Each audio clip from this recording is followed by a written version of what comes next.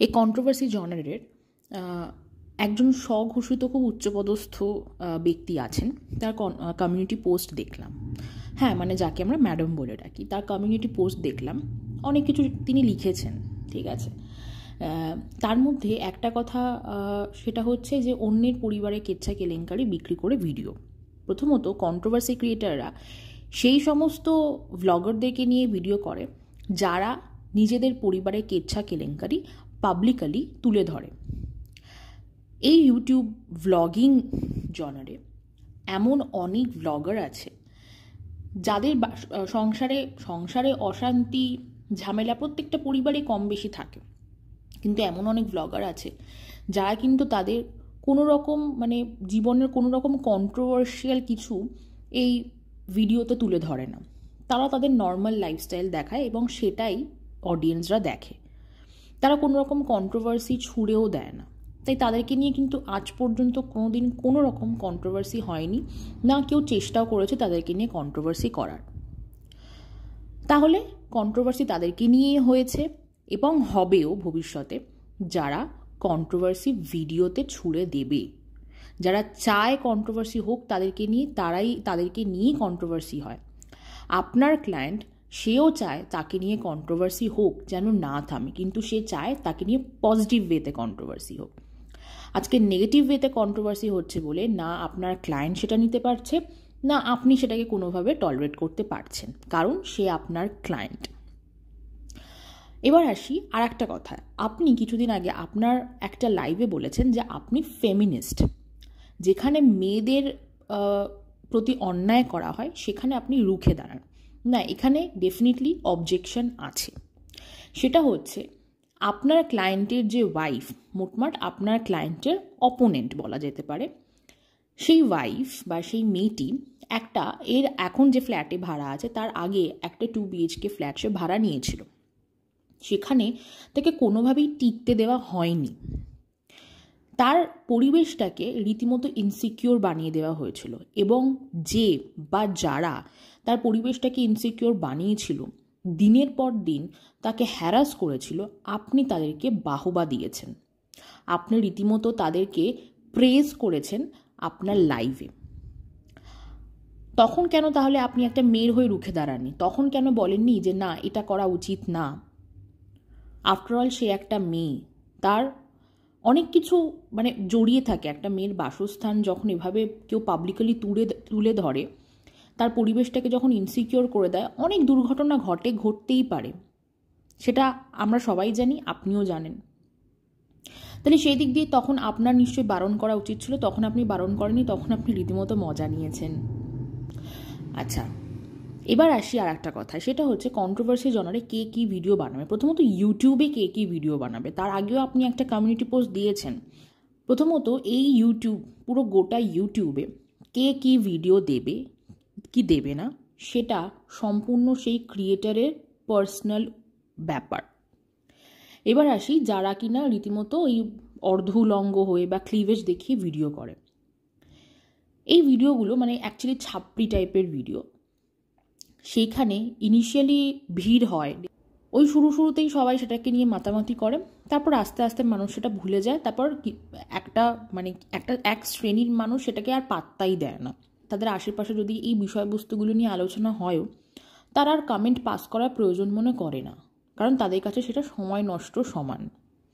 ঠিক সিমিলারলি ইউটিউবেও এই যে নোংরা ভিডিওগুলো, এই যে এখন ফুড ব্লগাররা, প্রচুর ছাপড়ি ফুড ব্লগার বেরিয়ে গেছে মার্কেটে, যারা ফুড ব্লগিংয়ের নামে রীতিমতো মানে কোনো খেয়ে কোনো কাজ নেই, সারাদিন রাত একটা রেস্টুরেন্টের সামনে দাঁড়িয়ে সেই রেস্টুরেন্টের ওনার কী রান্না করছে, কী জামা পরেছে, তার শরীর কেমন আছে, এইগুলোই তারা তুলে ধরে। মানে তাদের কাছে সেটাই ফুড ব্লগিং।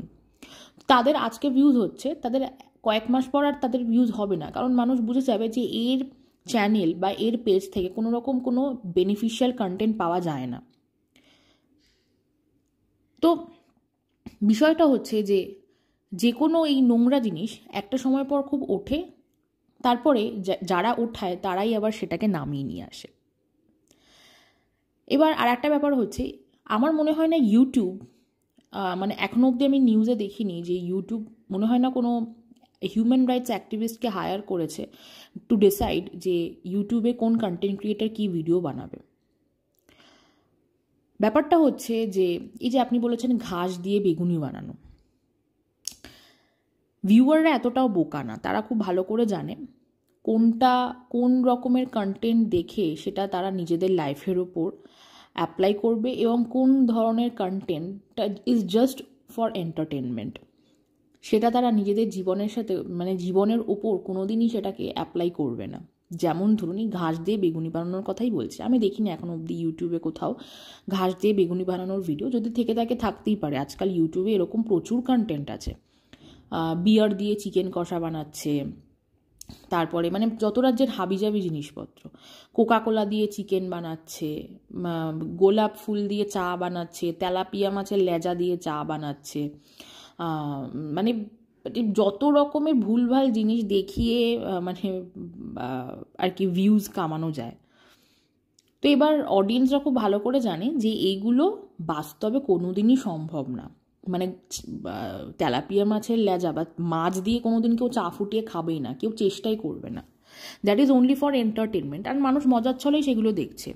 তাই যদি কোথাও ঘাস দিয়ে বেগুনি বানানো দেখানো হয়, ঠিক আছে, মানুষ খুব ভালো করে জানে ঘাস দিয়ে বেগুনি কোনোদিন সম্ভব না। ইভেন ঘাস দিয়ে যদি কেউ পেঁয়াজি বানিয়েও দেখায় বা ঘাস দিয়ে যদি কেউ পরোটা বা পকোড়া বানিয়েও দেখায়, সেটা কোনোদিনই সম্ভব না এবং তারা কোনোদিন এটা তাদের নিজেদের রিয়েল লাইফে অ্যাপ্লাই করবে না, তারা সেটা কোনোদিন ট্রাই করবে। কথায় আছে না, সর্বভূতে নারায়ণ, নারায়ণ সর্ববিরাজমান, প্রত্যেকটা মানুষের মধ্যে নারায়ণ আছে, আপনার মধ্যে, আমার মধ্যে, সবার মধ্যে নারায়ণ আছে। তো ইন দ্যাট সেন্স কি আমাদের সবসময় উচিত নারায়ণের কথা শোনা বা ঈশ্বরের কথা শুনে চলা, তাই তো? তাহলে আমি যদি অ্যাজ আ ভিউয়ার যে ঘাস দিয়ে কোনো খাবার বানিয়ে ভিডিও করে দেখাচ্ছে তার মধ্যেও নারায়ণ আছে, আবার যে এডিবল জিনিসপত্র দিয়ে সুস্বাদু খাবার বানিয়ে একটা রেসিপি সুন্দর করে তুলে ধরছে সেও আমার কাছে নারায়ণ। আমি কার কথা শুনবো, আমি কার রেসিপিটা ফলো করব, সেটা ব্যক্তিগত আমার, মানে সেটা সম্পূর্ণ আমার ব্যাপার এবং ডেফিনেটলি সেখানে আমার ব্রেনটাকে অ্যাপ্লাই করতে হবে, তাই তো? যে ব্রেনটা মোরলেস প্রত্যেকটা ভিউয়ারের মধ্যেই আছে। তো বাঙালি চিরকালই মাছে ভাতে ছিল এবং মাছে ভাতে থাকবে, বাকিটা পুরোটাই ইজ ফর এন্টারটেনমেন্ট। এবং অডিয়েন্স খুব ভালো করে জানে কোন ধরনের কন্টেন্টকে পাত্তা দিতে হবে, কোন ধরনের কন্টেন্টকে পাত্তা দিতে হবে না। যে কারণে ইউটিউব বলুন, ফেসবুক বলুন বা যে কোনো social media platform not interested নামের একটা অপশন নিয়ে এসেছে, যে কোনো রকমের কন্টেন্ট যদি প্রচণ্ড ডিস্টার্বিং হয় বা তাদের যদি অপছন্দের হয়, তারা সেটা নট ইন্টারেস্টেড করে দেয়, বা সেটা যদি প্রচণ্ড পরিমাণে ভায়োলেন্ট হয় বা একেবারে অ্যান্টি সোশ্যাল হয়, তারা সেটাকে রিপোর্ট করতে পারে। তো বিষয়টা হচ্ছে এগুলো নিয়ে আমাদের আপাতত না ভাবলেও চলবে। সিরিয়ালেও, বাংলা সিরিয়ালেও 3-4টে বিয়ে দেখানো হয়, তাই বলে কি লোকে সেই বাংলা সিরিয়াল দেখে 3-4টে বিয়ে করতে যাচ্ছে না। হ্যাঁ, কিছু কিছু জিনিসের যেমন সোসাইটির ওপর খুব বাজে রকমের ইম্প্যাক্ট পড়ে, যেমন ধরুন এই আপনার আগের পুরনো যে ক্লায়েন্ট নিতম, ঝিমি, ঈশানী, এদের যে ব্যাপারটা ছিল, তাদের প্রচুর আন্ডার এজেড ফলোয়ার ছিল, তো তারা ভাবতো এটাই লাইফ, ঠিক আছে? তো তাদেরকে আপনি আটকেছেন, সেটা খুব ভালো করেছেন এবং সেই কেসটার ভেতরের সমস্ত গল্প আপনি নিজে খুব ভালো করে জানেন। আমি পরে অনেক কিছু জানতে পেরেছি, যাই হোক, সেটাই ভিডিওর আলোচ্য বস্তু না এবং এখন আমি ওই বিষয়গুলো নিয়ে লিস্ট ইন্টারেস্টেড। কিন্তু এখন যেটা আপনি করছেন সেটা হিপোক্রিসি ছাড়া আর কিছুই না, কারণ ইউটিউবে নিজস্ব কমিউনিটি গাইডলাইন আছে, তার আগেনস্টে গিয়ে যদি কেউ ভিডিও করে, ইউটিউব নিজ দায়িত্বে সেটাকে সেখান থেকে এই প্ল্যাটফর্ম থেকে সরিয়ে দেবে। Same happens on Facebook and Instagram. তো এইগুলো নিয়ে আমার মনে হয় না কোনো মানে এক্সটার্নাল কাউকে চিন্তা করতে হবে, ইউটিউব নিজস্ব সেই দায়িত্বটা নিয়ে রেখে দিয়েছে। আচ্ছা, এবার আর একটা কথায় আসি, সেটা হচ্ছে কন্ট্রোভার্সি জনারে যে কন্টেন্টের অভাব হচ্ছে, যেটা আপনি বলতে চেয়েছেন যে এখন কন্ট্রোভার্সি ক্রিয়েটারদের কাছে কন্টেন্টের অভাব হয়ে দাঁড়িয়েছে। মোটমাট আপনি বলতে চাইছেন তাদের কাছে কোনো রকম কন্টেন্ট নেই এবং তাদের ক্যারিয়ার এখানে শেষ বা ধুলিস্বাদ, এরকম আপনি বলতে চাইছেন। বা আপনি বলতে চাইছেন যে কেউ যেন আমার কন্ট্রোভার্সি ভিডিও না করে, মানে এরকম টাইপের আপনি একটা ইনস্ট্রাকশন দিতে চাইছেন বা কাইন্ড অফ নোটিস দিতে চাইছেন। তো তো এখানেই একটা কথা, সেটা হচ্ছে যে রিসেন্টলি আমরা দেখেছি এলএনটির যিনি চিফ বা চেয়ারম্যান এস.এন. সুব্রমণিয়ান একটা কমেন্ট পাস করেছে বা একটা রিমার্ক দিয়েছে যে এমপ্লয়ীদের 90 ঘন্টা কাজ করা উচিত, even on Sundays as well. ঠিক আছে, এরকম সেম টাইপের একটা সিমিলার একটা রিমার্ক দিয়েছিলেন নারায়ণ মূর্তি। আমরা জানি নারায়ণ মূর্তিকে। তো এই যে রিমার্ক, এই রিমার্কের রিপ্লাইতে বাজাজ অটোর যিনি এমডি রাজীব বাজাজ একটা দুর্দান্ত কমেন্ট পাস করেছে একটা পডকাস্টে। আপনার যদি প্রয়োজন হয় আমি পডকাস্টটা কমিউনিটিতে দিয়ে দেবো, মানে আপনি বলবেন যে হ্যাঁ আপনি দেখতে চান, আমি সেই পডকাস্টের লিঙ্কটা কমিউনিটিতে দিয়ে দেবো, আপনি প্লিজ সেটা দেখে নিতে পারেন। তো রাজীব বাজাজ কি বলেছে যে কোনো এরকম ধরনের যদি কোনো রকম রুলস অ্যান্ড রেগুলেশন আনা হয়, ঠিক আছে, যে এমপ্লয়ীদের 90 ঘন্টা কাজ করতে হবে, তাদেরকে রবিবারেও কাজ করতে হবে, মোটমাট তাদের পুরো ওয়ার্ক লাইফ ব্যালেন্স একদম লকারে তুলে রেখে তাদেরকে গাধার খাটনি খাটতে হবে, এরকম যদি হয় তাহলে তার ইমপ্লিমেন্টেশনটা যেন টপ লেভেল থেকে শুরু হয়। কারণ যখনই কোনো রকম লেবার ল আসে, ঠিক আছে, বা যখনই কোনো রকম এই ধরনের রুলস অ্যান্ড রেগুলেশন পাস করা হয়, তখন সেগুলোর ইমপ্লিমেন্টেশন শুরু হয় লোয়ার লেভেল থেকে, মানে আপার লেভেলের ইমপ্লিমেন্টেশনটা অ্যাকচুয়ালি হয়ই না বলা যেতে পারে। তো সেখানেই রাজীব বাজাজ বলেছে যে let's do the opposite thing. যদি এরকম ধরনের কোনো স্ট্রিক্ট রেগুলেশন আসে, let's start implementing it from the top level. তখন তাহলে বোঝা যাবে যে আদেও সেই রুল বা রেগুলেশনটা আইডিয়াল কি আইডিয়াল না। তাহলে যেহেতু আপনি নিজেকে এই কন্ট্রোভার্সি জনারে একজন স্বঘোষিত উচ্চপদস্থ ব্যক্তি হিসাবে স্থাপন করেছেন, তাহলে এই কন্ট্রোভার্সি বন্ধ করতে হবে এইটা let's start implementing from you first. কারণ এই যে আপনি বলছেন বিচারাধীন বিষয় নিয়ে কন্ট্রোভার্সি করা, বিষয়টা তো বিচারাধীন অনেক মাস থেকে ছিল। মোটমাট আমরা যতদূর জানি যবে থেকে এদের সেপারেশন শুরু হয়েছে তবে থেকে কেস ফেস মানে তারা কেসের মধ্যেই আছে গত 1.5 বছর ধরে। তাহলে গত 1.5 বছর ধরে বিষয়টা পুরোপুরি বিচারাধীন একটা বিষয় যেখানে কোর্টে কেস চলছে। তাহলে এতদিন ধরে কন্ট্রোভার্সিটা হলো কেন? তাহলে আপনি শুরুতেই এসে কেন বন্ধ করাননি? শুরুতেই এসে কেন বলেননি যে পুরো ব্যাপারটা বিচারাধীন, তোমরা কন্ট্রোভার্সি ভিডিও করা বন্ধ করো, তোমরা অন্য কন্টেন্ট দেখো?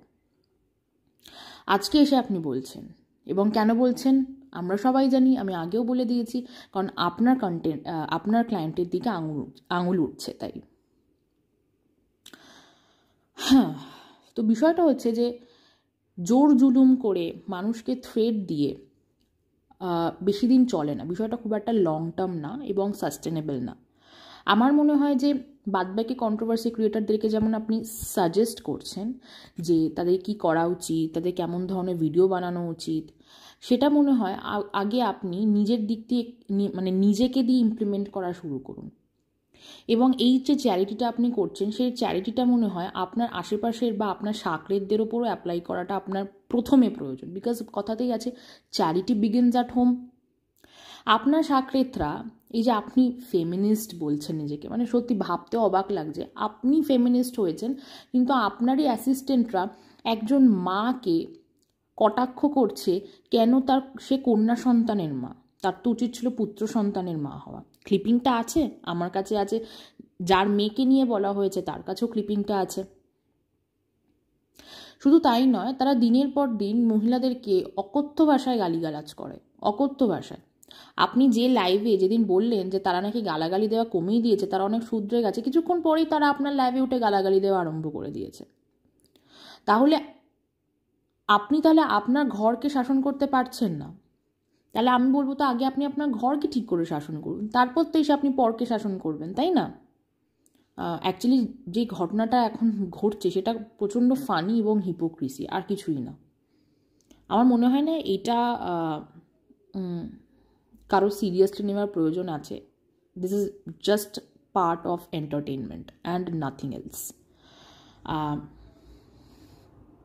এটাকে এন্টারটেনমেন্ট হিসাবে নিয়ে যে সকল কন্ট্রোভার্সি ক্রিয়েটাররা এই কন্ট্রোভার্সি জনারের সাথে ওতপ্রোতভাবে জড়িত, তারা দীর্ঘ 2-3 বছর ধরে তারা এখানে কাজ করছে এবং তাদের প্রত্যেক মাসে একটা সার্টেন অ্যামাউন্টের আর্নিংও হচ্ছে। আমার মনে হয় তারা তাদের কাজে কনসেন্ট্রেট করুক, ভদ্রভাবে কাজটা করুক, তাহলেই হবে। কে কী বললো কি না বললো এতে এত বেশি পাত্তা দেওয়ার দরকার নেই। Just give a reply and move on. Anyways, ভিডিওটা এত অবধি থাকলো।